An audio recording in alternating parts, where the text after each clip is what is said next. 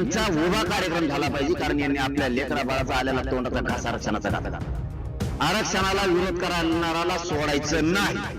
भाई साहब, महाराष्ट्र की राजनीति के इस नए अध्याय में ऐसा बहुत कुछ है जो आम नजर से छूट सकता है. मनोज जरांगे पाटिल का यू टर्न लेना क्या महज एक निर्णय है या इसके पीछे गहरी राजनीतिक शतरंज की बिसात बिछाई गई है?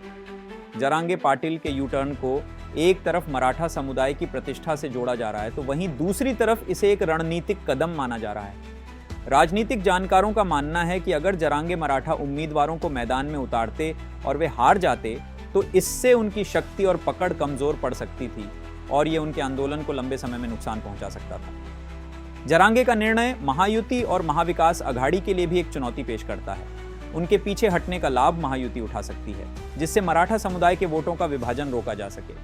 वहीं कुछ विश्लेषकों का मानना है कि जरांगे ने यह निर्णय सिर्फ अपने आंदोलन को शक्ति देने के लिए लिया है, ताकि वह किसी राजनीतिक पार्टी से नहीं बल्कि सीधे तौर पर मराठा समाज के प्रतिनिधि बन सकें. जरांगे का संदेश अब सिर्फ आरक्षण तक सीमित नहीं है. उनके इस कदम से महाराष्ट्र की राजनीति में एक नया समीकरण उभर रहा है.